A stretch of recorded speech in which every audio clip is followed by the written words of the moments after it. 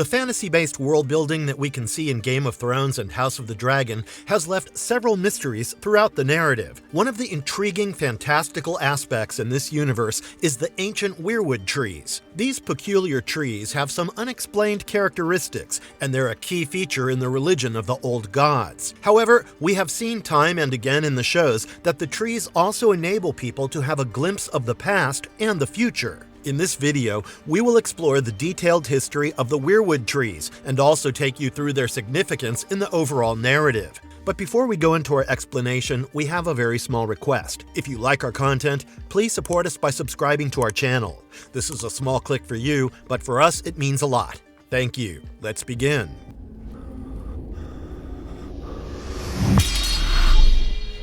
Exploring the rich history and origins of weirwood trees. Although we've seen enough of these trees in both Game of Thrones and House of the Dragon, the books offer a much deeper explanation about their origins. The weirwood trees are actually a species of deciduous trees that grew in Westeros, but currently they are mostly found in the north and beyond the Wall. The followers of the old gods regard these trees as sacred, and the children of the forest actually attach a divine value to these trees. They are the ones who carved faces on these trees during the Dawn Age, much before the first men arrived on the scene from across the Narrow Sea. Everything changed following the arrival of the first men who started to settle down in Westeros.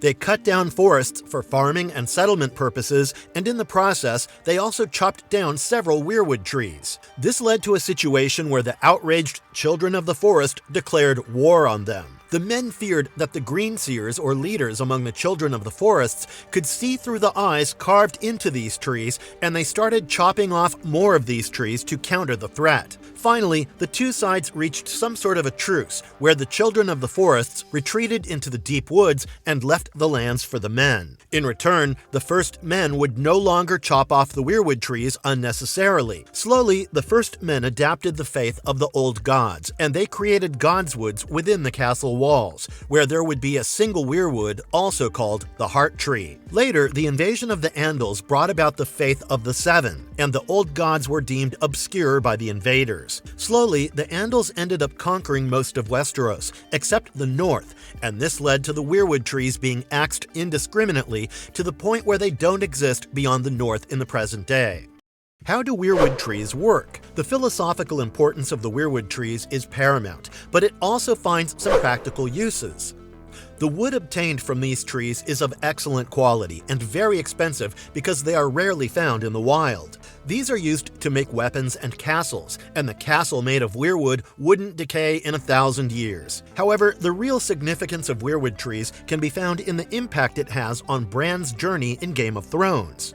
He could see the past as well as the future, and it made him a far-sighted individual who went on to save the kingdoms from the Night King. It was through the weirwood tree that he learned about Jon Snow's true lineage, and the book version also hints that Bran can communicate with people through the weirwoods. In a way, he may have actually influenced characters and events throughout the history of Westeros, and in many ways, he may have shaped the events in the present day.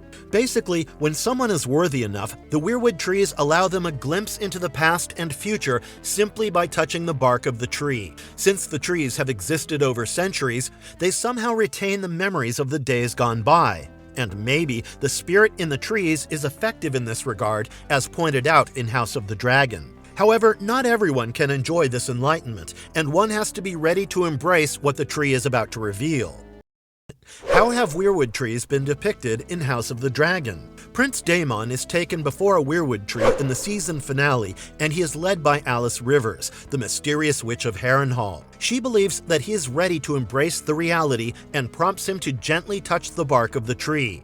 Immediately upon impact, Daemon has visions of various events from the future. He watches the Night King and the army of the dead, and he also has a glimpse of Daenerys Targaryen with her dragon eggs. He has a vision of Rhaenyra on the throne, and he realizes that the prophecy of the long winter and the prince that was promised is all true. This knocks some sense into him, and he calms down considerably from his aggressive ambitions for the throne. In this show, Alys Rivers describes the trees as magical entities that are imbued with the spirits of ancient people. She believes that the whispers of these people can still be heard at times. Are the weirwood trees ancient gods? You must have heard the term Old Gods and the New quite frequently in the Game of Thrones universe, and as we have already discussed, the weirwood trees are a crucial part of the Old Gods. In fact, the role of these trees is so complicated that the children of the forest worship them as gods and not just symbols of God. It doesn't seem much of an exaggeration because the weirwood trees indeed have certain extraordinary abilities that cannot be explained without a divine intervention. Do these trees have an endless lifespan? When Bran uses the weirwood trees in Game of Thrones to check out certain events in the past, he's able to go centuries into the history of Westeros. He can see through the carved faces of the trees, but the reason behind his ability to see so far into the past is because the weirwood trees can live forever. There's obviously an element of magic and mysticism around these trees, and this helps them stand indefinitely unless they're cut down. Is it possible to lie in front of a weirwood tree? As it turns out, there's a reason why the Night's Watch scouts are often made to take their vows in front of a weirwood tree beyond the wall. We've seen Jon Snow and Samwell Tarly take their vows before this tree, and it's apparently because it's impossible to lie in front of these trees. Of course, there is no proof of this, and it is a thing of legends, but this is the reason that prompts a majority of the ceremonies to be conducted here. Why don't weirwood trees grow on the Iron Islands? The weirwood trees are known for going all over Westeros, and currently they are found in the north and beyond the wall. However, there is no record of a weirwood tree on the Iron Islands. This is because the Iron Islands have a type of soil that hardly grows any vegetation at all. Since the weirwood trees have always been absent from the Iron Island culture, they have developed their separate religion that is different from the rest of Westeros. Did the weirwood trees require a disturbing sacrifice? It wouldn't have been a perfect fit in the Game of Thrones universe without blood and guts, and weirwood trees also have a dark history in this regard. Almost every religion in this universe demands violent sacrifices, and so do the weirwood trees apparently. Those who were punished for violating the rituals of the old gods were executed, and their entrails are hung from a weirwood. This blood sacrifice was the demand of the gods according to the narrative, and it helped the weirwood trees retain their true mystical nature. Maybe it is the price to pay for the mortals to know about the past and future events. Marvelous verdict. The mystery makes it charming. Although a lot has been revealed about the weirwood trees, a significant bit is still shrouded in mystery. We believe that the show should not dumb it down for the viewers, because leaving some things to uncertainty is a good way to proceed with things in such a fantasy-based narrative. We would surely love to know more about how Daemon saw all that he has seen in the season finale of House of the Dragon Season 2, and it would be great to see more of these magical trees and their role in shaping the fate of this universe. Do let us know in the comments below about your thoughts on these unique and magical trees, and also tell us what you think is the true purpose of the weirwood trees. And if you liked our content, don't forget to leave a like and subscribe to us if you haven't already. Have a good one and be safe. Thanks, everyone.